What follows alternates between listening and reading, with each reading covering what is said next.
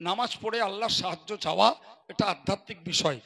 নামাজের বিনিময়ে আল্লাহর কাছে নিরাপত্তা কামনা করা এটা আধ্যাত্মিক বিষয়। নামাজ আদায় করে অপশক্তিদের বিরুদ্ধে বদদোয়া করা এটা আধ্যাত্মিক বিষয়। বাহ্যিক করণীয় আন্দোলন, প্রতিবাদ এবং তার বিরুদ্ধে সমকালীন সংগ্রাম। দেখছেন না আজকের ওয়াকফ বিল কেন্দ্রে এনেছে, দেশ জুড়ে লেখালেখি চলছে, প্রতিবাদ চলছে, মিছিল চলছে, সুপ্রিম কোর্টে তার এগেনস্টে কেস হচ্ছে। আমরা অল ইন্ডিয়া সুন্নতুল জামাতের পক্ষ থেকে আগামী রবিবার এর বিরুদ্ধে একটি সমাবেশের ডাক দিয়েছি আমাদের এই গোপালপুর খেলার মাঠে। জি, তার প্রচার চলছে, বেলা 3টে থেকে সন্ধ্যা পর্যন্ত হবে। ভাই, সেদিন আমরা ঘোষণা করব যে সংঘবদ্ধভাবে মুসলিম পার্সোনাল ল কলকাতায় ডাকলে আমরা সেদিন যাব।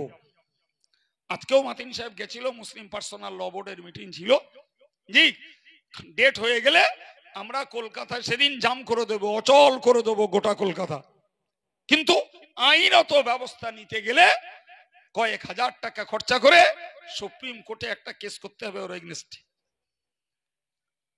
একটা মুসলিম পার্সোনাল ল কেস করেছে, আরো অন্যান্য জন কেস করেছে, আমরা খবর পেয়েছি। আমরা অল ইন্ডিয়া সুন্নতুল জামাতের পক্ষ থেকে কেস করব, মাছ পিটিশন করব কেন্দ্র সরকারের কাছে এবং এলাকা ভিত্তিক ডিএম এর কাছে আমাদেরকে স্মারকলিপি জমা দেওয়া লাগবে। এই ঘোষণাগুলো সব ওদিন হবে। আমি আপনাদের কাছে ঘরের মানুষ হিসেবে বলে রাখলাম। তো এই দিন অন্তত বেলেদান্নকুড়িয়া, গোপমহল, রাহারাটি, দেবরাজপুর, কোড়াপাড়া, ঘোড়ারস এলাকার এদিকে বেঁকি, শ্রীনগর, খোলাপোতা এদিকের মুসলমানগুলোর অন্তত পক্ষে চাপটে হাজির হওয়া দরকার। হাজির হতে হবে আমাদের সবার লোক বাড়ানোর জন্য না, সেখানে গন্ডা গন্ডা ডিআইবি থাকবে। জি, এই জনগণের উপস্থিতির রিপোর্টটাই চলে যাবে দিল্লি পর্যন্ত। কথা বুঝতে পারছেন কি ভাই? আমি আগে যে কথাগুলো আপনাদের বলছিলাম এগুলি আধ্যাত্মিক কারণ, কিন্তু এই যে কাজগুলো এটা আমাদের বাহ্যিক প্রক্রিয়া। শুধু নামাজ পড়ে হাত গুটিয়ে বসে থাকলেও হবে না, শুধু তাহাজ্জুদ পড়লেও হবে না, শুধু তওবা ইস্তেগফার পড়েও হবে না, শুধু বদদোয়া করেও হবে না। ওগুলো আধ্যাত্মিক কাজ, ওগুলো আমাদের করতে হবে। এক্সটার্নাল এই প্রতিবাদের প্রক্রিয়াটাও আমাদের কাজে লাগাতে হবে। না কি বলছেন আপনারা? তা না হলে ভাই বাহ্যিক প্রতিবাদ না করা পর্যন্ত আমরা বাহ্যিক প্রক্রিয়া করতে পারবো না বাবা। জি, ফলে আধ্যাত্মিক ভাবে ধর্ম আচরণ যা করার করতে হবে, কিন্তু এক্সটার্নাল ভাবে এগুলো রাষ্ট্রীয় প্রক্রিয়া। আমাদের আন্দোলন বলি, মিছিল বলি, কেস বলি এবং ডিএম এর কাছে স্মারকলিপি বলি, এই কাজগুলো আমাদের করা লাগবে। যদি সারা দেশের সমস্ত কোণ থেকে কোটি কোটি মুসলমান যদি এভাবে আন্দোলনের ঝড় তোলে, তাহলে দেশের সরকারের টনক নড়তে তখন আশা করা যাবে। সরকার আইন পরিবর্তন করবে এবং বিল পাশ করার পরেও প্রত্যাহার করতে পারবে। মনে নেই আপনাদের? জি, যখন সরকার কৃষক বিল এনেছিল, পাঞ্জাবের কৃষকরা ধন্না ধরে মার খেয়ে মরেও তারা পিছু হটিনি, তবে সরকার কৃষক বিল প্রত্যাহার করেছে। মনে আছে আপনাদের? হ্যাঁ, তারা পার্থিব স্বার্থে কৃষকরা এই মরণমুখী আন্দোলন করে তবে সরকারকে পিছু হটিয়েছে। আর আমরা আমাদের ধর্মীয় স্বার্থে মসজিদ, মাদ্রাসা, ঈদগাহ, কবরস্থান, পীরত্বের জায়গা, এগুলো মুসলমানদের বাপদাদাদের দান। তাদের দানের সম্পত্তি তারা কোথায় ইউটিলাইজ করবে, কোথায় ব্যবহার করবে, ব্যাপারটা তাদের। এটা কোনো রাজনৈতিক ইস্যু না, এটা সরকারের হস্তক্ষেপের ইস্যু না, ব্যাপারটা অন্য কিছু না। ব্যাপারটা হলো এই একটা জাতিকে কোণঠাসা করে আর এক জাতির কাছে সাধু সাজবার ধান্দা। এই ধান্দায় চলে আবার গদিটা দখল করা। সময় আছে বাবা। জি, সকল বিচারকের মহাবিচারক আল্লাহ। জি ভাই, তিনি সময় হলে সঠিক বিচার এবং শাস্তির ব্যবস্থা নিশ্চিত করবেন। কিন্তু তার আগে আমাদের আধ্যাত্মিকভাবে ধর্মীয় মন বাড়াতে হবে এবং আমাদেরকে এক্সটার্নাল ভাবে আন্দোলন সংগ্রাম অন্যায়ের প্রতিবাদের রাষ্ট্রীয় প্রক্রিয়াটাও আমাদের কাজে লাগাতে হবে। কথা বুঝে আসছে বাবু? হ্যাঁ, তা না হলে আমরা আমাদের সফলতার স্বপ্ন দেখতে পারবো না। যাই হোক, সন্ধ্যা থেকে চলছিল এখানে। জি, আমি মাগরিবের পরে ঘন্টাখানিক ছিলাম জামিয়ায়, কথা শুনতে পাচ্ছিলাম, তারপরে বেরিয়ে গেছি। যাই হোক, তো আশা করছি সন্ধ্যা থেকেই যারা কথা বলেছেন তারা সকলেই ভালো কথা বলেছেন এবং উপযুক্ত হেদায়েতমূলক কথা বলেছেন। আমি পূর্বের বক্তাদের সঙ্গে আমি আপনাদের ঘরের মানুষ কিছু কথা আপনাদেরকে শেয়ার করলাম। যদি মনে হয় যে হুজুর যে কথাগুলো বলেছেন কথাগুলি একদিকে কোরআন হাদিস আর একদিকে বাস্তবমুখী আমাদের পর্যালোচনা আমাদের, জি, তাহলে আমাদেরকে পাপের জন্য একটু তওবা ইস্তেগফার করতে হবে, বেনামাজিদেরকে নামাজি হওয়া লাগবে এবং আমাদেরকে আল্লাহ আল্লাহ রসুলের পথের অনুসারী হতে হবে। পাশাপাশি বাহ্যিকভাবে এই অন্যায় আইনের বিরুদ্ধে আমাদের সবাইকে অর্থ দিয়ে শ্রম দিয়ে গলায় গলা মিলিয়ে আমাদেরকে বের হতে হবে। আমি অন্তত নিয়ত রয়েছে কালকে জুমায় বলবো, আর আজকের এই সভাটা একটা ভালো প্লেস। আমি অন্তত চাইবো যে আমরা বেলেধান্নকড়িয়ার মানুষ, আমরা রাহারাটির মানুষ, কি দেবরাজপুরের মানুষ, জাফরপুরের মানুষ, আমরা অন্তত, আমি হাজি সাহেব আছে বলছি, আমরা একটা মিছিল করে অন্তত ওই সভা পর্যন্ত যাই। আমরা কাছের মানুষ, কি গো, কাজটা ভালো হবে না খারাপ হবে? এরও একটা ছবি উঠবে। জি, ধরে নেওয়া যাক আমরা 3টের সময় আমাদের এই মসজিদ থেকে ধরুন একটা মিছিল গেল, কি আমাদের ওই মসজিদ থেকে আমরা এক জায়গাটা জড়ো তো হতে হবে, যে কোনো একটা জায়গায়। তো আমরা 3টায় টাইম দিলাম যে ওইখানে জড়ো হন। আমরা এইটুকু পথ আমরা মিছিল করে যাব, এই মিছিলের ছবিটাও ভাইরাল হবে। কথা বুঝতে পারেননি? আমি এই বার্তা জাফরপুরদেরকেও দেবো, দেবরাজপুরদেরকেও দেবো, দিয়েছি আজকের। জি, বেকিদেরকেও বলবো, অন্তত আমরা এই হামসায়ার মানুষগুলো একলা একলা না যেয়ে আমরা গ্রামে একটু জমায়েত হয়ে যাই, এটাও ভাইরাল হবে এবং এটাও সরকারের কাছে পৌঁছাবে। আমি বাইরে বলে এসেছি যে আপনারা দূরের মানুষ গাড়ি করে আসুন, প্রয়োজনে জামিয়ায় ঢুকিয়ে দেন, এই পথটা মিছিল করে আসুন। অযোধ্যার বাবরি মসজিদ, যেটি সম্রাট বাবর তার পীরের স্মৃতিতে তৈরি করেছিলেন, তো আমরা আমাদের জানা আমাদের লাইফে 1992 সালের 6ই ডিসেম্বর সেই কাবাকে ভারতবর্ষের সংঘ পরিবার ধ্বংস করেছে, আমরা তা নিজেরা জেনেছি। দেখুন, তাই কাবার পক্ষে কথা বলার যখন কেউ ছিল না, তখন কাবা রক্ষা করেছেন আল্লাহ। কিন্তু ভারতবর্ষের কম বেশি 20 কোটি মুসলমান যারা উপস্থিত থাকতে বাবরি মসজিদ ধ্বংস হয়েছে, সে বাবরি মসজিদকে আল্লাহ পাক ওই শত্রুদের হাত থেকে রক্ষা করেননি। কথা ঠিক না ভুল? এর কারণ কি?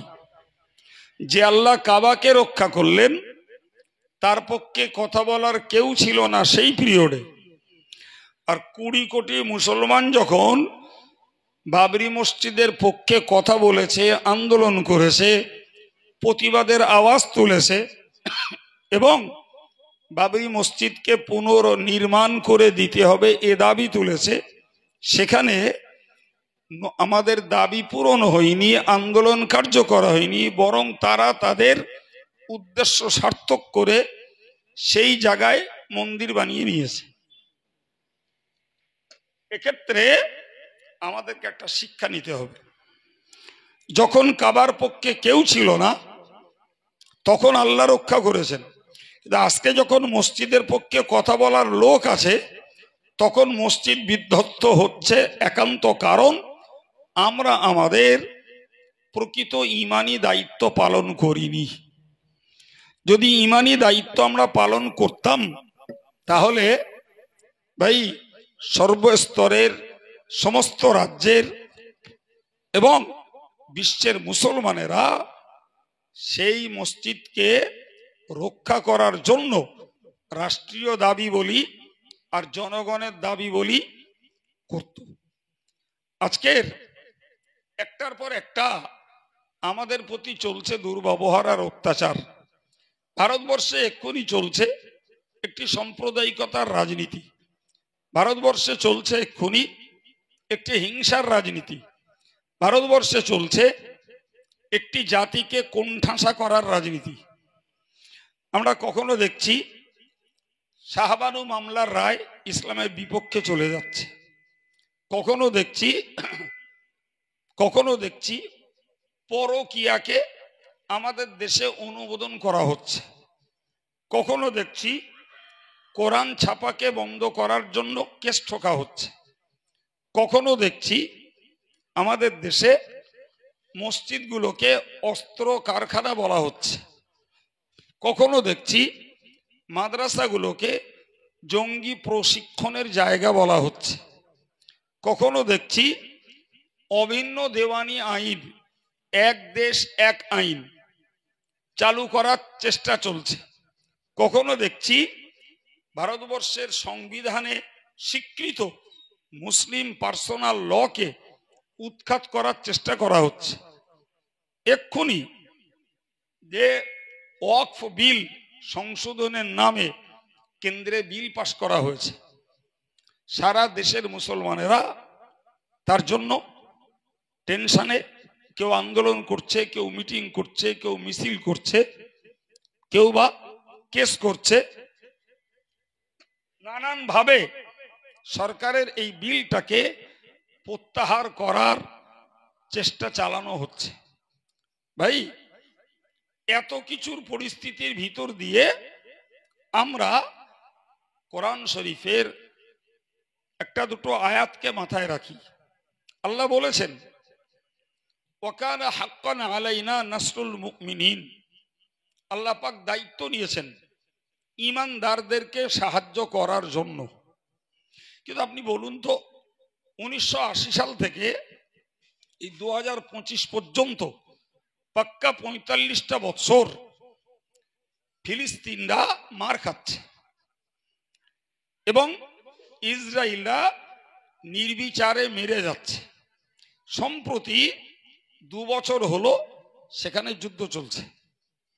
আমরা কাগজে দেখি, বিভিন্ন সোশ্যাল মিডিয়াতে সেগুলো দেখি। একটু ভাবতে হবে যে আল্লাহ যখন ঈমানদারদেরকে সাহায্য করবেন বলেছেন, তাহলে ফিলিস্তিনের মুসলমানদের উপরে আল্লাহর সাহায্য আসছে না কেন? কারণ কোথায়? আল্লাহর ওয়াদা কি আল্লাহ খেলাপ করবেন? তা তো না। তাহলে যে মুসলমানরা ইসরায়েলের ইহুদিদের কাছে মার খাচ্ছে, এরা কি প্রকৃতপক্ষে মুসলমান নয়? নাকি এদের ভিতরে সত্যকারের ত্রুটি রয়েছে, যে কারণে আল্লাহর ওয়াদা তাদের জন্য সত্যে পরিণত হচ্ছে না? কিছু একটা ভাবতে হবে তো। সম্মানিত ভাইরা আমার, সত্য বিচার করলে বলতে হবে আল্লাহর ওয়াদা খেলাপ হয় না। আল্লাহ কখনো দায়িত্বে অবহেলা দেখান না। তাহলে এরপরে ফিলিস্তিনের মুসলমানদের নির্বিচারে মার খাওয়াটা নিশ্চিত তাদের ভিতরের কোনো ঘাটতি, কোনো অসম্পূর্ণতা কিছু কাজ করছে, যার জন্য আল্লাহ পাক তাদের প্রতি রহমত করেন না, করছেন না।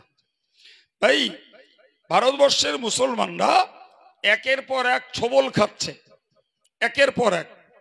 কিন্তু এরপরেও আমরা দেখছি যে আল্লাহ পাকের সাহায্য নামছে না, আর সেই অপরাধী শক্তি তাদেরকে আল্লাহ প্রতিহত করছেন না। কবে করবেন আল্লাহ ভালো জানেন। আচ্ছা বলুন তো, মুসা আলাইহিস সালাম আল্লাহর নবী রসুল, ফেরাউন তার শত্রু। ফেরাউন খোদায় দাবি করলো, 40 বছর খোদায় দাবি করে ফেরাউন তার দৌরত্ব চালিয়ে গেল, দেশ থেকে ধর্ম শিক্ষা তুলে দিল, নিজে খোদায় দাবি করলো, মেয়েগুলোকে বাঁচিয়ে রেখে ছেলেগুলোকে জবাই করলো। এত কিছুর পরেও আল্লাহ পাক তাকে টিকতে দিলেন, শেষ অবধি লোহিত সাগরে তাকে চুবিয়ে মারলেন। তাহলে এ থেকে আমাদের বুঝতে হবে যে অত্যাচারীরা অত্যাচার করবে, অবিচার করবে এবং নৃশংসতা চালাবে, আমাদেরকে দায়িত্ব পালনও করতে হবে, ধৈর্যও ধরতে হবে। না কি বলছেন? দায়িত্ব পালনও করতে হবে, আল্লাহর সাহায্য চাইতে হবে, ধৈর্য। কোরআন শরীফে আল্লাহ বলেছেন, বিসমিল্লাহির রহমানির রহিম, ওয়ালা তাহিনু ওয়ালা তাহজানু ওয়া আনতুমুল আ'লাউনা ইন কুনতুম মুমিনিন। তোমরা দুর্বল হবে না, হয়ো না, তোমরা দুশ্চিন্তায় পড়ো না, তোমরা হবে সমুন্নত জাতি, তোমরাই হলে মর্যাদা সম্পন্ন জাতি। শর্ত হলো একটাই, সেটি হলো তোমাদেরকে প্রকৃত ঈমানদার হওয়া লাগবে, প্রকৃত ঈমানদার হওয়া লাগবে। ভাই, সাহাবায়ে কেরামেরা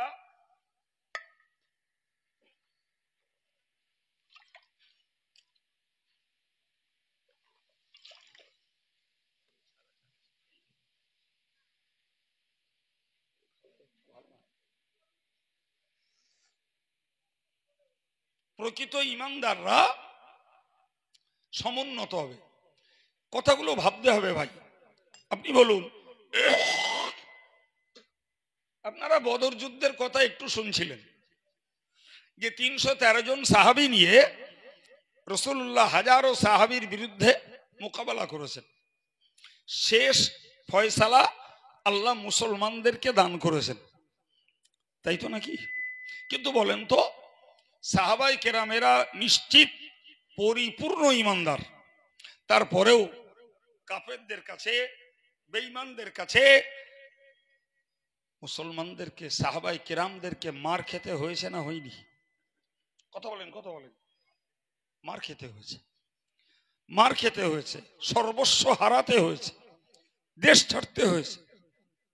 কিন্তু আমরা ইসলামের পক্ষে না মার খাচ্ছি, না আমরা অর্থ ব্যয় করছি, না আমরা জীবন উৎসর্গ করছি, কিচ্ছু করি না, বরং স্রেফ দুটো কথা শুনছি। কোরআন শরীফে আল্লাহ বলেছেন, লাতুবলাউন্না ফি আমওয়ালিকুম ওয়া আনফুসিকুম ওয়া লা তাসমাউন্না মিনাল্লাযীনা উতুল কিতাবা মিন ক্বাবলিকুম ওয়া মিনাল্লাযীনা আশরাকু আযান কাসীরা। মহান আল্লাহ বললেন, তোমাদেরকে কখনো পরীক্ষা নেব তোমাদের জানের দ্বারা, মালের দ্বারা। মনে রেখে দিও, আমি আল্লাহ জানিয়ে দিলাম, তোমরা দ্বীন আর ঈমানের উপরে দাঁড়িয়ে থাকবে। এর বিনিময়ে তোমরা ইহুদিদের কাছ থেকে কথা শুনবে, তোমরা খ্রিস্টানদের কাছ থেকে কথা শুনবে এবং মুশরিকদের কাছ থেকে তোমরা রীতিমতো কথা শুনবে। আজকের ভারতবর্ষের মুসলমানদেরকে আমরা রীতিমতো দেখতে পাচ্ছি, একবার না বহুবার মুশরিকদের কাছ থেকে আমাদের বিষাক্ত কথার ছোবল খেতে হচ্ছে। এরপরেও আমরা সেই অপশক্তি, বিরোধী শক্তি, অত্যাচারী যারা আল্লাহর পক্ষ থেকে, তাদের শাস্তির সময় এখনো দেখতে পাইনি। এখনো হতাশ হলে হবে না বাপ। কোরআন শরীফে আল্লাহ বলেছেন, আশ্চর্য ব্যাপার ভাই,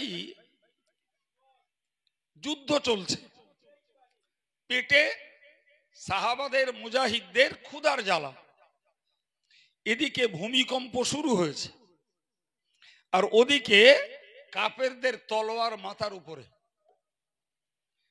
কমুখ ভয়, পেটে ক্ষুধা, পায়ের নিচের মাটি কাঁপছে, আর ওদিকে কাফেরদের তলোয়ার মাথার উপরে। তো নবী এবং সঙ্গীরা আল্লাহর কাছে বলছেন। যেই পরিষ্কার কোরআনে উল্লেখ করা হয়েছে মাতা নাসরুল্লাহ, আল্লাহ তোমার সাহায্য কখন পাবো, কখন পাবো, তোমার সাহায্য ব্যতীত আমরা তিষ্ঠাতে পারবো না। আল্লাহ মাতা নাসরুল্লাহ, আল্লাহ তোমার সাহায্য কখন পাবো। মহান আল্লাহ তাদের কাছে নবীর কাছে ওহী নাজিল করে জানিয়ে দিলেন, আলা ইন্না নাসরাল্লাহি করিবি, ও আমার নবী, ওগো আমার ইমানদার বান্দারা, আমার সাহায্য পাওয়ার সময় নিকটে এসেছে। তার মানে এখনো সাহায্যের সময় বাকি। কি বলছেন? পেটে ক্ষুধার জ্বালা, পায়ের নিচের মাটি কাঁপছে, মাথার উপরে কাফেরদের খাড়া, অথচ আল্লাহর সাহায্য তখনও আসেনি। বাবু, তাহলে আল্লাহর সাহায্য দুম করে চাইলেই পাওয়া যাবে? তার আগে আমাদেরকে ইমানের পরীক্ষা দিতে হবে, ধৈর্যের পরীক্ষা দিতে হবে, আমাদেরকে আল্লাহ পাকের হুকুমের গোলামি করার, ইবাদত আমলের পরীক্ষা দিতে হবে। তবে কখন আল্লাহর দয়া হবে, আল্লাহর সাহায্য আসবে, বিরোধী শক্তি তখনই পর্যদস্ত, বিধ্বস্ত, ধ্বংস হবে, তার আগে নয়। নিশ্চিত ইসলামের ইতিহাস থেকে আমরা বুঝি শেষ জয় রাসূলুল্লাহর হয়েছে, এটা 100 বার। কিন্তু বদর যুদ্ধে সাহাবাদের জীবন দিতে হলো, ওহদ যুদ্ধে সাহাবাদের জীবন দিতে হলো, ভাই খন্দকের যুদ্ধে সাহাবাদের মেহনত করতে হলো। প্রিয় ভাইরা আমার, এই সব কিছু ত্যাগ স্বীকারের পর তবে শেষ ফয়সালাটা রসুলের পক্ষে, ইসলামের পক্ষে, সাহাবায়ে কেরামদের পক্ষে এসেছে অনেকখানি উৎসর্গ দেওয়ার পর। এমনি না বাবা, দুম করে বলবো আর আল্লাহর ঘোষিত সাহায্য ইমানদারের জন্য চলে আসবে, এতটা সহজ নয়। আচ্ছা আপনি বলুন তো সত্যকারের, এই যখন আমাদের দেশে এনআরসির হাওয়া তুলল সরকার, ভুলে গেছি না মনে আছে? আচ্ছা বলেন তো, এনআরসির হাওয়া তুলল যখন, তখন কোন মানুষটা যারা এই কাগজপত্রের জন্য দৌড়দৌড়ি করেছিল, তারা দেশের এই জাতীয় সরকারদের বিরুদ্ধে ক্ষোভ, অভিমান উগরে দেয়নি? আর মুসলমানরা কারা তাদের বিরুদ্ধে বদদোয়া করিনি? বলেন না। এনআরসির জন্য তো আমাদেরকে কম টেনশনে পড়তে হয়নি। আর সে খাঁড়া এখনো পর্যন্ত খাপে যায়নি, সে এখনো তলোয়ার বাইরে আছে। করোনা যখন এলো, মুসলমানরা কত লোকে বলল যে আল্লাহ, করোনায় এত লোকের মরণ হচ্ছে, তা আমাদের এই ফেরাউন আর হামান দুটোর মরণ হয় না? কি গো, কারোর কথা নেছে আল্লাহ? সে দুটো এখনো বহাল তবিয়াতে দাপট চালিয়ে যাচ্ছে। ফেরাউন আর হামান দুটো চিনতে পেরেছেন তো? হ্যাঁ। আচ্ছা আপনি বলুন, জর্জ ডব্লিউ বুশ যখন 1991 সালে ভাই ইরাকের উপরে হামলা করলো, ইরাক মুসলমানদের একটা দেশ, সেখানে বড় বড় আলেম আছে, বড় বড় মুফতি আছে, বড় বড় মুহাদ্দিস আছে। সেই ইরাকের বাগদাদের মাটির নিচে বড় পীর সাহেব কেবলা শুয়ে আছে, যেনাকে আমরা এক কথায় বিশ্বাস করি তিনি কবরে অমর, আল্লাহর জিন্দা ওলি, এবং সারা দেশের বাঙালি মুসলমানদের কাছে তিনি বড় পীর নামে পরিচিত। ভাই তাহলে মুসলমান, জিন্দা মুসলমানদের দোয়া আর কবরের জিন্দা ওলিদের বদদোয়া, সে বুঝবলো ধ্বংস হয়নি? হয়েছে কি? হয়েছে বাপ। হ্যাঁ, তাহলে আমরা এই দেশের বিরোধী শক্তি, অপশক্তি, ইসলামের শত্রু যারা, এরা যত পদক্ষেপ নিক না কেন, আমরা আমাদের দায়িত্ব পালন করব। কিন্তু মনে রাখতে হবে যে চাইলেই আল্লাহর সাহায্য মিলবে, জোরে বলেন, মিলবে না। অত তাড়াতাড়ি না বাবা, অত তাড়াতাড়ি না। অনেক ত্যাগের পরীক্ষা দিতে হবে, সাধনার পরীক্ষা দিতে হবে, অনেক ইবাদত আমলের পরীক্ষা দিতে হবে, এবং অনেক অর্থ বিনিয়োগ করতে হবে, হয়তোবা জীবন চলে যাবে, তারপরে আল্লাহর সাহায্য আসবে। তা আমরা কেড়ে আঙুল দিতে রাজি নি, জীবন দেওয়া তো দূরের কথা। সম্মানিত ভাইরা আমার, কোরআন শরীফে আল্লাহ বলেছেন, ইয়া আইয়ুহাল্লাযীনা আমানুস্তাঈনু বিসসবরি ওয়াসসালাত, ও ঈমানদারেরা তোমরা যদি আমার সাহায্য চাও, আমার মদদ যদি তলব করো, আমি আল্লাহ তোমাদেরকে জানিয়ে দিলাম এর জন্য দুটো কাজ তোমাদেরকে করতে হবে। একটি হলো বিপদে তোমাদের ধৈর্য ধরা লাগবে, অপরদিকে সাহায্যের জন্য তোমাদেরকে নামাজ কায়েম করা লাগবে। বলেন না বাবা, এত অজনসিহত, এত ধর্ম প্রচার, এত কিছু করার পরেও আজও পর্যন্ত 60% মুসলমান নামাজ পড়ে না। বড় জোর 40% মুসলমান নামাজ পড়ে, বাকি 60% মুসলমান নামাজ পড়ে না। ভাই, নামাজ হলো গোপনে আল্লাহর সঙ্গে কথা বলার একটা ইবাদত। আমরা দোয়া করব, জি, দোয়া হলো মুসলমানদের একটা হাতিয়ার। সুবহানাল্লাহ বলেন। যেখানে গুলি বারুদ কাজ করে না, যেখানে মিসাইল ক্ষেপণাস্ত্র কাজ করে না, যেখানে AK-47 কাজ করে না, জি, সেখানে কাজ করে মুসলমানদের দোয়া। সুবহানাল্লাহ বলেন। কারণ দোয়া তো সরাসরি মুসলমানরা আপিল করে আল্লাহর কাছে। কার কাছে? তাহলে আল্লাহর কাছে মুসলমানদের দোয়া যদি কবুল হয়, তাহলে অপশক্তিদের অস্ত্র, গোলা বারুদ, বোমা, গুলি, মিসাইল ক্ষেপণাস্ত্র, AK-47, স্কাট ক্ষেপণাস্ত্র, সব কিছুকেই আল্লাহ নিষ্ক্রিয় করে দিতে পারে। কিন্তু দরকার তো মুসলমানদের দোয়াটা আল্লাহর কাছে কবুল হওয়া। কিন্তু বাবু, আমরা যারা দোয়া করছি আর যাদেরকে নিয়ে করছি, আমরা তো খুব একটা সাধু না। কি করে আল্লাহ দোয়া নেবে? বলুন বলুন। উদাহরণস্বরূপ, হারাম খাদ্য খেলে দোয়া কবুল হয় না। উদাহরণস্বরূপ, গীবত গেল্লা করলে দোয়া কবুল হয় না। কথা শুনতে পাচ্ছেন? হযরত নবী মুসা আলাইহিস সালাম, দেশে পানি হচ্ছে না, তাই পানির জন্য তিনি আল্লাহর কাছে দোয়া চাইছেন তার কওমের লোকদের নিয়ে। জি, তো নবীর দোয়া কবুল হয় না। কার দোয়া? এই কার দোয়া বলেছি? খোদ নবী মুসার দোয়া আল্লাহর কাছে কবুল হয় না।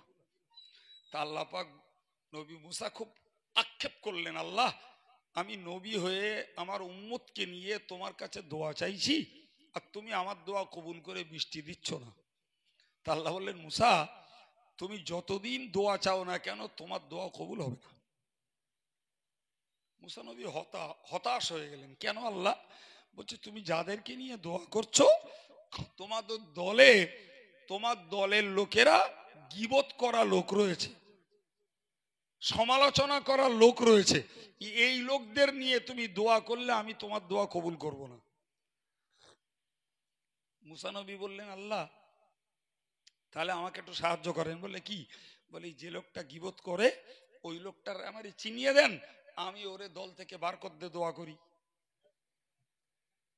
কথা বুঝতে পারছেন? আল্লাহ বললেন, ও মুসা, যে গীবতের জন্য আমি দোয়া কবুল করছি না, আর আমি তার অগোচরে তার নামটা তোমারে বলে দে গীবত করাবো? তুমি পারো তো নিজে খুঁটে বার করে দাও। কিছু বুঝতে পারছেন আমার কথা? আমরা তো খুদের বগলি, আমরা তো খুদের বগলি। নবীর দোয়া, নবী মুসার দোয়া আল্লাহর কাছে কবুল হচ্ছে না, গীবত করা লোকেদেরকে সঙ্গে নিয়ে দোয়া করার দায়ে। বাবা, আমরা যে দোয়া করি আর যাদেরকে নিয়ে করি, বলেন না আমাদের সাধুতা, স্বচ্ছতা কোথায় বাপ? আমার কথা বুঝতে পারছেন কি? সুতরাং খালি খালি খুঁতখুত করলেও হবে না, আর খালি খালি আল্লাহ পাক আমাদের জন্য যথেষ্ট, আল্লাহ আমাদের সাহায্য করবে।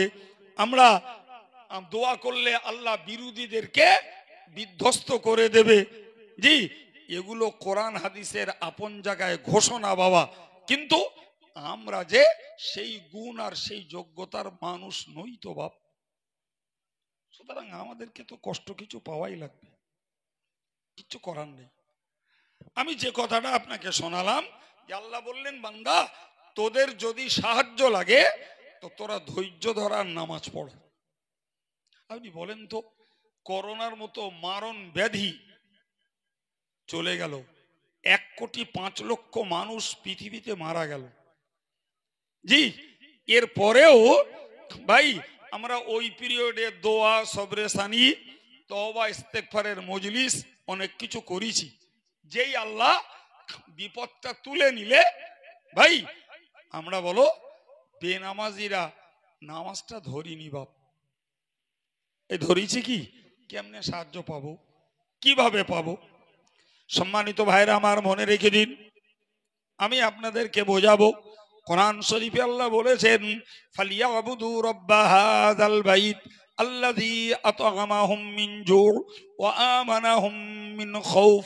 মহান আল্লাহ কোরআন পাকে বলেন, মক্কার কুরাইশরা তাদের অভ্যাস ছিল, তারা শীতকালে আর গ্রীষ্মকালে বছরে দুবার তারা ব্যবসা করতে মক্কা থেকে যেত সামদেশে অথবা ইয়ামান দেশে, এখানকার মাল সেখানে বিক্রি করত আর ওখানকার মাল এনে আমদানি করত মক্কাতে। এই ব্যবসার ভিতর দিয়েই তাদের রুজি রেজেকের রাস্তা চলতো। কোরআনের কথা। আমার আল্লাহ বললেন, ফালিয়াবুদু রাব্বা হাযাল বাইতি, ওদের উচিত হলো এই কাবার যিনি মালিক ওই মালিকের ইবাদত করা। সুবহানাল্লাহ বলেন। বান্দা তুই শুধু ব্যবসার জন্য দৌড়াচ্ছিস, টাকার জন্য দৌড়াচ্ছিস, তুই টাকা পয়সার জন্য হালাল হারাম দেখিস না, শুধু টাকা কামাইটা হলেই তুই খুশি হয়ে যাস। বান্দা তুই অর্থের জন্য লেবারই দিচ্ছিস, বহুত মেহনত করছিস, কিন্তু শোন বান্দা, জি তুই হালাল পথে কাজ কর আর কাবার মালিকের ইবাদতটা কর। সুবহানাল্লাহ বলেন। কেন?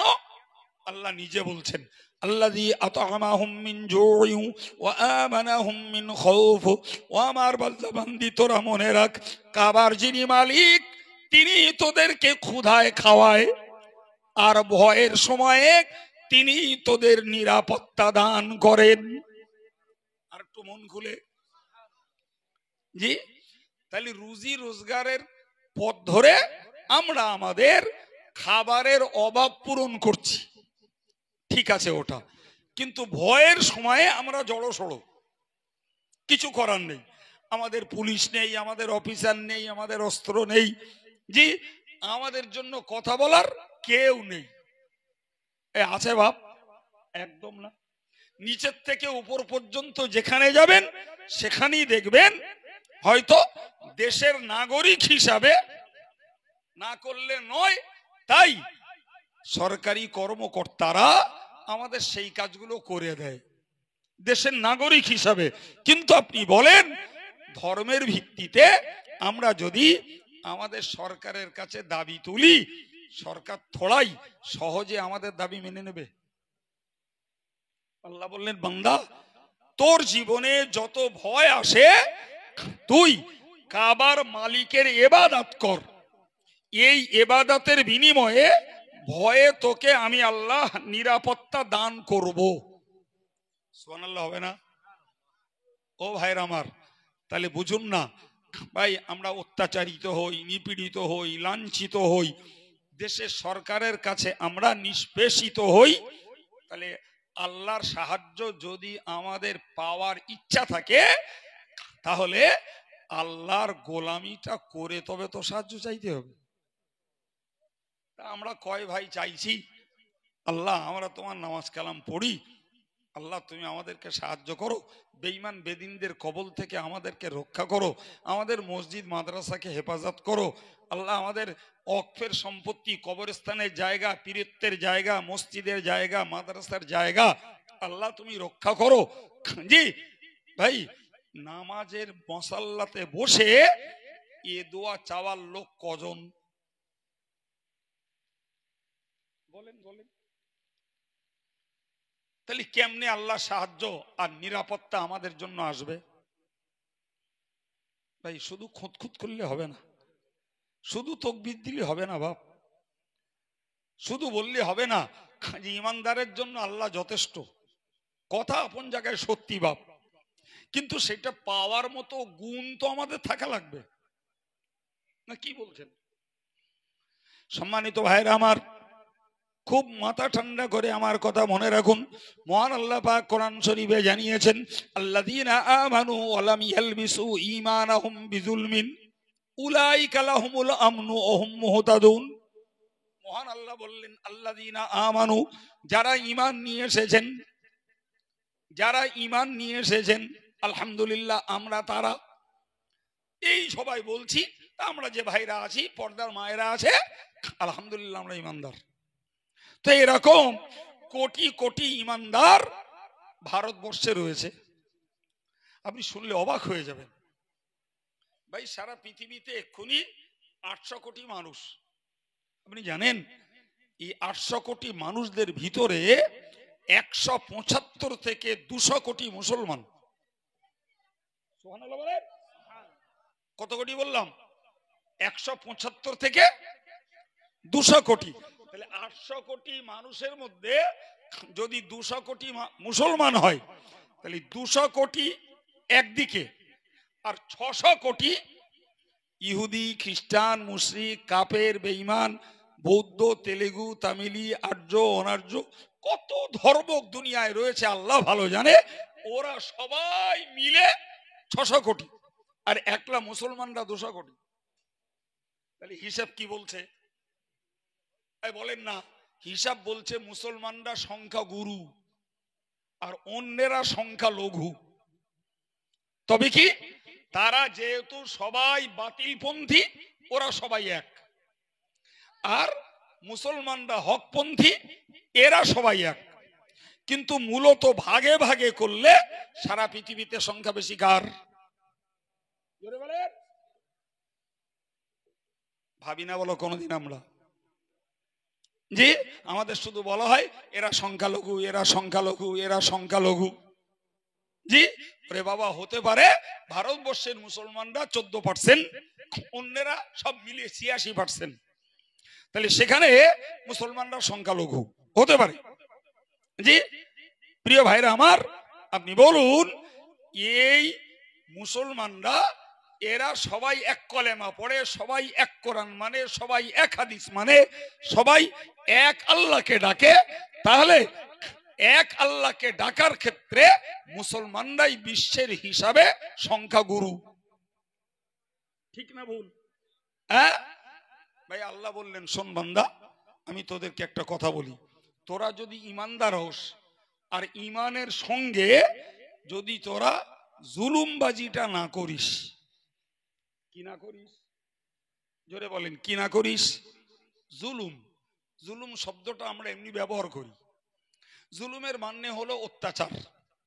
আরবিতে বলে অদুসাই আলা গায়রি মুহাল্লি, তার মানে অপাত্রে কোনো জিনিসকে রাখা, এর নাম জুলুম। অপাত্রে কোনো জিনিসকে স্থাপন করা, ওর নাম জুলুম। ও ভাই সত্যকারের বলুন তো, সেজদার পাওনাদার আল্লাহ না অন্য কেউ? জোরে বলেন। আচ্ছা, আজও যে মুসলমানরা দরগায় সেজদা করে, থানে সেজদা করে, আজও যে মুসলমানরা গাছতলায় সেজদা করে, আজও যে মুসলমানরা মাজারে সেজদা করে, এরা কি আল্লাহর উপরে জুলুম করছে না করে না? এরম লোক দেশে কম না বেশি? প্রচুর আছে, একেবারে কম না। শুকরিয়া আল্লাহর দরবারে আমার দেশের, আমার এলাকার লোকেরা তবুও কম। আপনি দিল্লি যান, বোম্বে যান, আহমেদাবাদ যান, গুজরাটের অন্য কোথাও যান, জি আপনি সেখানে দেখুন মাজারগুলোতে সেজদার হিড়িক সব মুসলমানরা করছে। ইভেন আমার দেশের যে সমস্ত ছেলেরা বাইরে থাকে, ওদের হাওয়ায় হয়, এরাও সেখানে যে ফুল দিচ্ছে, সেখানে দুধ ঢেলছে। বেশি দূর তো যেতে হবে না, আজকে বৃহস্পতিবার না, হ্যাঁ, আপনি এই মুহূর্তে হাওড়ার মাজারে যান, এই মুহূর্তে গিয়ে দেখে আসুন মুসলমানের একদল ছেলেরা আর একদল মেয়েরা সেখানে কি করে ঘোঁটা কাটতেছে। জান, আমার কথা প্রমাণ না হয় তা আমি অজদে অন্যের স্বীকার করব, খরচা আমার। আর আমি আজকে না, অন্য সময় গিয়ে দেখে আপনাদের বলছি। আর আপনারাও যে একেবারে জানেন না তাও না, কম বেশি আপনারাও জানেন।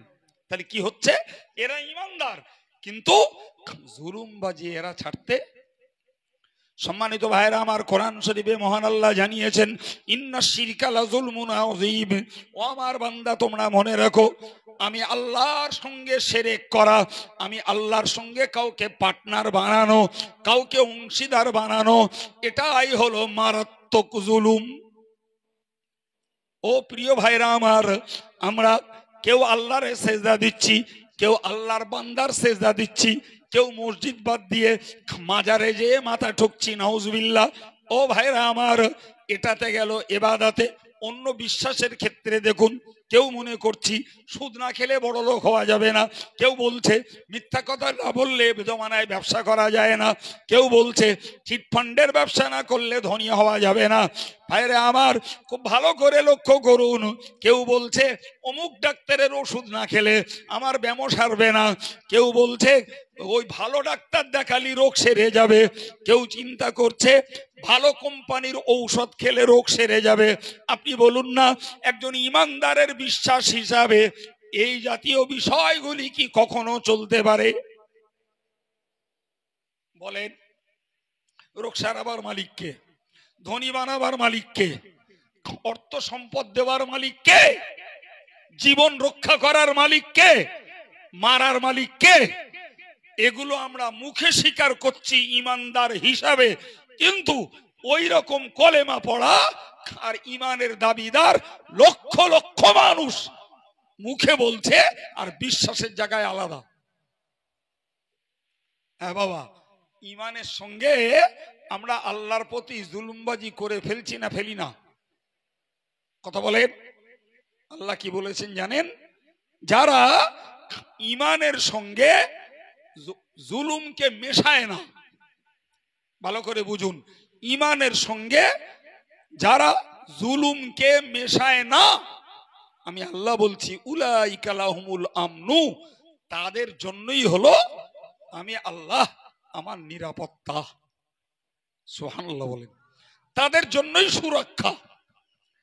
যে আপনি প্রশ্ন করবেন, হুজুর তাহলে সাহাবাই কেরামরা কি জুলুম করতেন? সাহাবাই কেরামরা কি জুলুম করতেন? আমরা এক কথায় বলবো নিশ্চয়ই না। কিন্তু তারপরেও তাদেরকে আল্লাহ নিরাপত্তা দেননি কেন? একটা প্রশ্ন মনে আজ না হলেও কাল জাগবে। আমি প্রশ্নটার উত্তর আপনাকে তুলে দিচ্ছি। বাবু, সাহাবাই কেরামরা বলো এমনি এমনি মার খাইনি, বরং সাহাবাই কেরামরা মার খেয়েছেন ধর্ম প্রতিষ্ঠা করতে যে, সাহাবাই কেরামরা মার খেয়েছেন কলেমার প্রচার করতে যে, সাহাবাই কেরামরা মার খেয়েছেন ইমানদার বানাতে যে, সাহাবাই কেরামরা মার খেয়েছেন ইসলামকে প্রচার প্রসার ঘটাতে যে। আর আমরা তো মার খাচ্ছি বিনা কাজে। দুটো এক না বাপ, দুটো এক না। কই, আমরা কলেমা প্রচার করতে যাচ্ছি না, আমরা ইসলাম প্রতিষ্ঠিত করতে যাচ্ছি না, আমরা ইমানের পতাকা ওড়াতে যাচ্ছি না। তাহলে সাহাবাই কেরামদের মার খাওয়ার পর্যায়ে আলাদা, আর আমাদের মার খাওয়ার পর্যায়ে এক না বাপ? এক ভাবলে ভুল করা হবে। যে সাহাবাই কেরামেরা ব্যক্তিগতভাবে কলেমা পড়ে, ব্যক্তিগতভাবে যদি নামাজ কালাম পড়তেন, কোনো ব্যাপার ছিল না। বলেন না? আপনি জানেন, এই মুহূর্তের কথা বলছি, এমন অনেক অমুসলিম রয়েছে, আমি অন্তত নিজে দু চারটে জানি, সেটা আপনাদের আর বলবো না, যারা রীতিমতো অমুসলিম ঘরে খাচ্ছে দাচ্ছে, সংসারে রয়েছে, বাবা মা তাদের সঙ্গে আছে, অথচ রীতিমতো তারা ইসলাম ধর্ম পালন করছে। সুবহানাল্লাহ বলবেন না? ঘরে দরজা দিয়ে নামাজ পড়ে, এই রমজান মাসেও রোজা রেখেছে, বাড়ির লোক কেউ জানে না,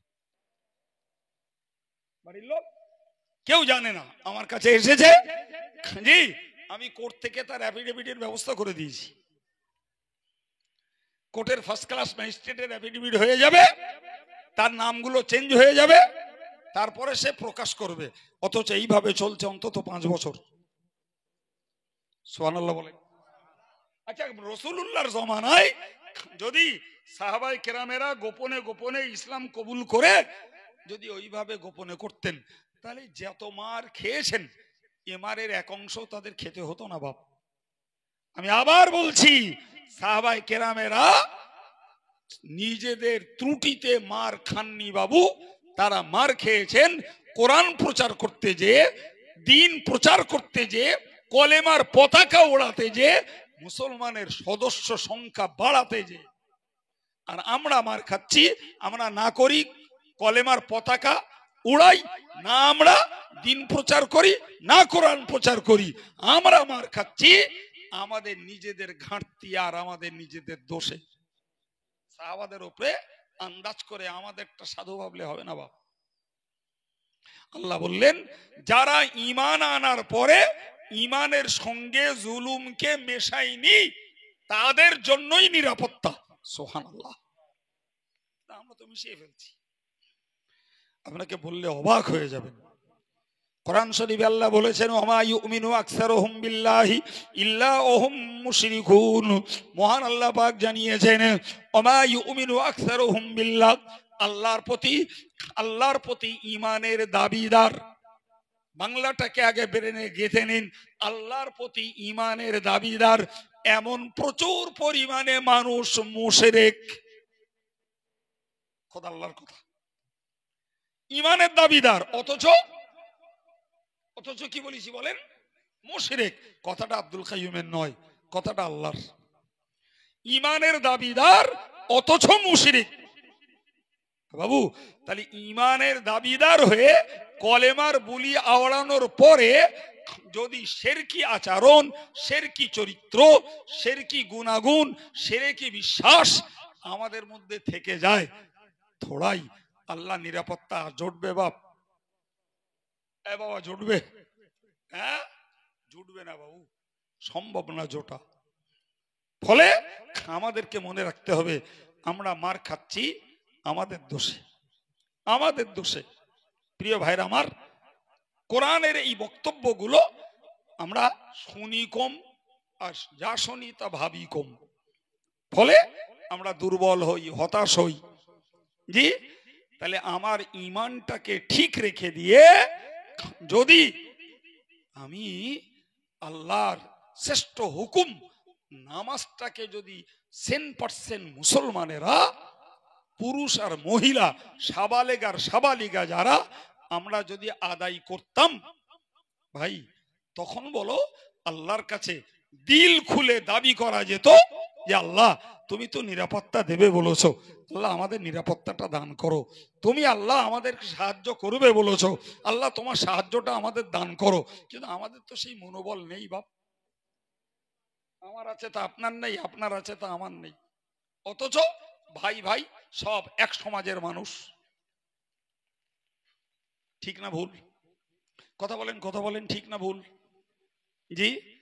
আচ্ছা বলেন তো একটা কথা, এই দেশে ধরে নেন বন্যা হলো, তো বন্যা হলে আপনারা কোনোদিন দেখেছেন যে বন্যায় মাঠের হাফেজ সাহেবের ক্ষেত, হাজি সাহেবের ক্ষেত, তাহাজ্জুদ পড়ে তার ক্ষেত ডুবিনিকো, বাকি যারা সুদ খায়, মদ খায়, নামাজ কালাম পড়ে না, শরিয়াত বিরোধী পথে চলে, ওদের ফসলগুলো সব ডুবে পানির তলায় চলে গেছে। আর হাজি সাহেব, হাফেজ সাহেব, মুফতি সাহেব, এদের ক্ষেতগুলো জেগে আছে। এরম দেখেছেন কি? দেশে খরা, তো সারা মাঠ শুকিয়ে হাড় হয়ে গেছে, আর শুধু হাফেজ সাহেব, মৌলানা সাহেব, মুফতি সাহেব এর গা ক্ষেতগুলোতে রস আছে, পানি আছে, এরম হয় বা কেন হয় না বলেন দিন? এরা তো ভালো লোক, বাকি লোকেরা নাই খারাপ, এরা তো ভালো লোক, কেন হয় না বাপরে? না হওয়ার কারণ হলো এটাই, আমি ব্যক্তিগত ভালো হতে পারি কিন্তু মিশি এর সঙ্গে ও এক দাঁতাল। আমি ব্যক্তিগত তাহাজ্জুদ পড়তে পারি, মিশি যার সঙ্গে সে এক সুদখোর। আমি ব্যক্তিগত আল্লাহ আল্লাহ করতে পারি, মিশি যার সঙ্গে সে এক গানখোর। আমি ব্যক্তিগতভাবে রোজা রাখতে পারি, মিশি যার সঙ্গে সে পরের জমি আত্মসাৎ করে খাচ্ছে। তার মানে এটাই আমাদের সমাজ ব্যবস্থা, যে ভালো মন্দ মিশিয়েই আমাদের সমাজ। এই হ্যাঁ না বলেন? হ্যাঁ। ফলে খোদার বিচার যখন আসে তখন দুনিয়ার মাটিতে ভালো মন্দ সবাইকে তার ভাগ নিতে হয়। তুমি যে আমল করেছো ওর যাজা, ওর বিনিময়, ওর পুরস্কার আল্লাহ তোমাকে কিয়ামতে দেবে। কিন্তু এখন যখন তোমরা একসঙ্গে শাস্তি অপরাধী পেলে, তুমি অপরাধীর সঙ্গে গলে গলে মিশে চলো, তোমারও নেওয়া লাগবে। এই কথা বুঝতে পারছেন কি? করোনা খোদার একটা গজব। আমরা সেই সময় দেখলাম, কেউ বললো চীনের গ্যাস বাস্ট হয়েছে, কেউ বললো আমেরিকার। চীন দোষ দেয় আমেরিকার, আর আমেরিকা দোষ দেয় চীনের। এই হয়েছিল না হয়নি মনে পড়ে আপনাদের? হ্যাঁ।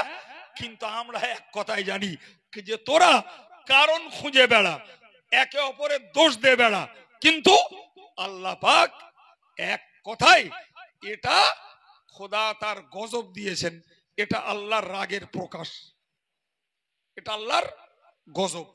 বুকে হাত দিয়ে বলুন তো, করোনাতে শুধু বেঈমান মারা গেছে, শুধু বেনামাজি মারা গেছে, শুধু সুদখোর মারা গেছে, শুধু গানখোর মারা গেছে, ভালো লোক মরিনি বাপ। একদম দাড়িওয়ালা, টুপিওয়ালা, আল্লাহওয়ালা, আলেম, হাফেজ, হাজি সাহেব, জি সব রকমের ধর্মীয় দৃষ্টিতে ভালো ভালো লোকও মরেছে, মরিনি। অথচ ব্যাপারটা খোদার গজব। তাহলে আমাদেরকে মুখস্থ করতে হবে, খোদার গজব যখন আসবে তখন ভালো আর মন্দ কেউ বাদ যাবে না বাপ, কেউ বাদ যাবে না। কিন্তু মনে প্রশ্ন জাগবে যে এরা ভালো লোক, তাও গজবে পড়লো, তাও আল্লাহ শাস্তি পাচ্ছে। হাদিস শরীফে নবী বলেছেন স্পষ্টত যে তোমরা যখন সাধু আর অপরাধী একাকার হয়ে চলবে, আল্লাহ পাকের গজব এলে সে গজবের কষ্ট সবাইকে ভোগ করতে হবে। কিন্তু পার্সোনালি, ব্যক্তিগতভাবে যারা আল্লাহওয়ালা, দিনদার, ইমানদার, আল্লাহ তাদেরকে কিয়ামতের দিনে তাদের সওয়াবটা দিয়ে দেবে। সুবহানাল্লাহ। জি ভাই, আমার বক্তব্য, তাম দেশের মুসলমানরা যদি আল্লাহওয়ালা, দিনদার, নামাজি হয়েও যায় তাহলে এরা পার্সোনালি ভালো হয়ে গেল। কিন্তু আমরা এমন মিশ্র সমাজ ব্যবস্থায় বাস করি, সত্যি কথা, রাজনৈতিক কারণে অমুসলিমদের সঙ্গে সম্পর্ক আছে, ব্যবসার ভিত্তিতে অমুসলমানদের সঙ্গে সম্পর্ক আছে, কাজের ভিত্তিতে অমুসলমানদের সঙ্গে সম্পর্ক আছে, বসবাসের ভিত্তিতে প্রতিবেশী অমুসলমানদের সঙ্গে সম্পর্ক আছে। তাছাড়া তো আমরা সমাজ জীবনে চলতে পারবো না। পারবো কি? হ্যাঁ, একজন রাজনৈতিক বন্ধু সে যত অপরাধী হোক, তার কাছে আমার কাজের স্বার্থে যেতে হয়। আমি একটা লেবার, একটা অমুসলিম মনিবের, অমুসলিম একটা ম্যানেজারের আমাকে ডিউটি মেনে চলতে হয়। কথা বলেন না কেন? আরে বাবা, আমার বাড়ির প্রতিবেশী একজন অমুসলিম, তো সে যদি বিপদে পড়ে তো আমার মানবিকতা, আমার মনুষ্যত্ব, তার বাড়িতে আমার দৌড়াতে হয়। আমি যদি একটা বিপদে পড়ি, সেও আমার বাড়ি দৌড়ায়। কখনো অমুসলমানদের কাছে আমরা টাকার লেনদেন করে তাদের কাছে ঋণী হয়ে আছি, কখনো কোনো অমুসলমান তার টাকার লেনদেনে সে আমার কাছে ঋণী হয়ে আছে। ঠিক না ভুল? এই যে সমাজ জীবনে আমাদের চলাচল, যদিও মুসলমানরা ব্যক্তিগতভাবে আল্লাহওয়ালা হয়েও যায়, তারপরেও দেশ সমাজে চলতে গেলে আমাদের সাধু আর অপরাধী সবার সঙ্গে লেনদেন মেলামেশা ওঠা বসা কাজ কারবার করতে হয় না, কি বলছেন? ফলে খোদাই গজব দুনিয়া এলে সাধু আর অপরাধী কেউ আমরা বাদ যাব না। কিন্তু পার্সোনালি আমি যদি আল্লাহ ওয়ালা হই, আমার আল্লাহ রসুল বলেছেন যে তোমার এর পুরস্কারটা কিয়ামতের দিনে তোমায় দিয়ে দেওয়া হবে। তাহলে এ থেকে আমাদের বুঝতে হয় এটাই যে ভাই আমার পার্সোনাল ইবাদত আমলের ঘাটতিটা রাখবো না, না কি বলছেন? দুনিয়ায় মার খাই খাই, কিন্তু আল্লাহর কাছে অন্তত আমি নাজাতের যোগ্যটা হই। আমার আল্লাহ পাক কোরআন শরীফে বলেছেন, মান আমিলা সালিহাম মিন যাকারিন আও উনসা ওয়া হুয়া মুমিনুন ফালানুহইয়ান্নাহু হায়াতান তাইয়্যিবা। মহান আল্লাহ পাক জানিয়েছেন, যে পৃথিবীর ইমানদার নারী আর পুরুষ ইমানটাকে ঠিক রেখে দিয়ে নেকির কাজগুলো করবে, ইমানটাকে ঠিক রেখে দিয়ে ভালো কাজগুলো যে লোকটা করবে, আমি আল্লাহ ওয়াদা করছি ফালানুহইয়ান্নাহু হায়াতান তাইয়্যিবা, আমি আল্লাহ তাদেরকে শান্তিপূর্ণ জীবন দান করব। সুবহানাল্লাহ, শান্তির জীবন আল্লাহ দান করবেন কিসের শর্তে? ঈমান আর আমলের শর্তে।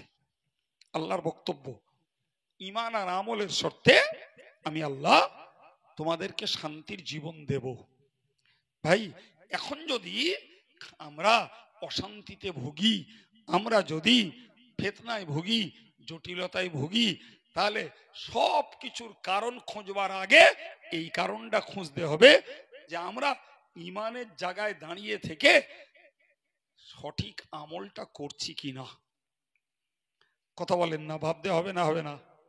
আর যখনই রেজাল্ট পাচ্ছি যে না আমি ঈমানের জায়গায়ও ঠিক নেই, ঈমানের দাবি করে শিরক করছি আর আমলের জায়গাও ঠিক নেই, তাহলে শান্তির জীবন বা কেমনে পাই? নিরাপত্তাই বা কেমনে পাই? আল্লাহর সাহায্যই বা কেমনে পাই? আর বিরোধী শক্তিরা কেমনেই বা বিধ্বস্ত বিপর্যস্ত হয়? একটু ভাবতে হবে বাপ। শুধু শুধু আল্লাহ দেবেন বলেই পাওয়া যাবে না, পাওয়া যাবে না। কোরআনের এই কথাগুলো আমাদেরকে মনে রাখতে হবে। আমি আপনাকে বোঝাতে চাইছি, উপলব্ধি করার কথা, যে একজনের ঈমান ঠিক রাখার পরে শ্রেষ্ঠ ফরজ কাজ হলো দৈনিক 5 বারের নামাজটা পড়া।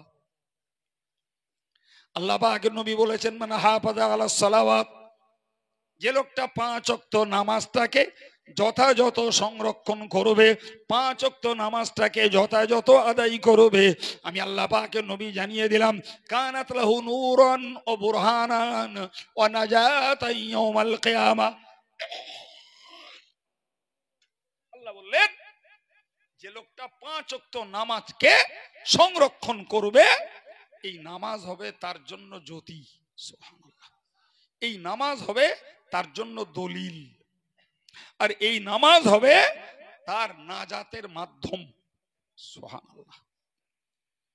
পরেই বলেছেন, ওমাল্লাম ইউহাফিজ আলাইহা, আর যে লোকটা নামাজটাকে সংরক্ষণ করবে না, নামাজটাকে আদায় করবে না, লাম তাকুল লাহু নূরান ওয়ালা বুরহানান ওয়ালা নাজাতান, আমার আল্লাহ বললেন ওই লোকটা জ্যোতি খুঁজে পাবে না, ওই লোকটা দলিল খুঁজে পাবে না, ওই লোকটার জন্য নাজাতের কোনো মাধ্যম খুঁজে পাবে না। শুধু নামাজ নিয়ে কথা বলছি এই হাদিসে, অন্য কিচ্ছু বলি নাই। রোজা বলুন, হজ বলুন, যাকাত বলুন, এসব কথা রাখুন।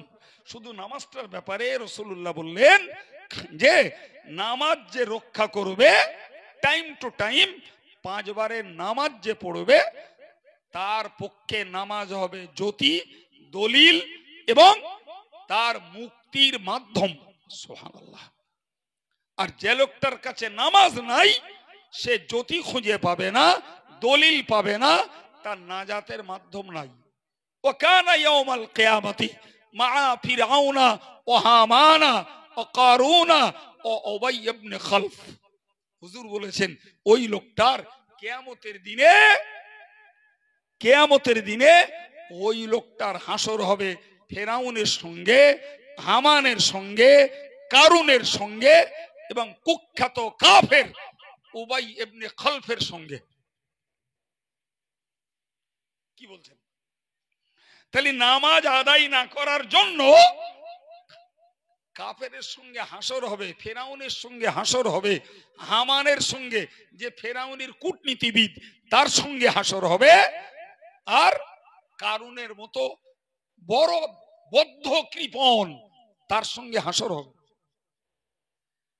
বাইরে তো কিয়ামতের দিনে যেখানে নামাজের অভাবে আমাদের নাজাতের পথ আটকে যাবে, দুনিয়াতে আমরা সেই নামাজটা আদায় করব না, সেক্ষেত্রে আমাদের মুক্তির পথ বন্ধ হবে না? হবে না? জি প্রিয় ভাইরা আমার, এগুলো আধ্যাত্মিক বিষয়। ঈমান একটা আধ্যাত্মিক বিষয়।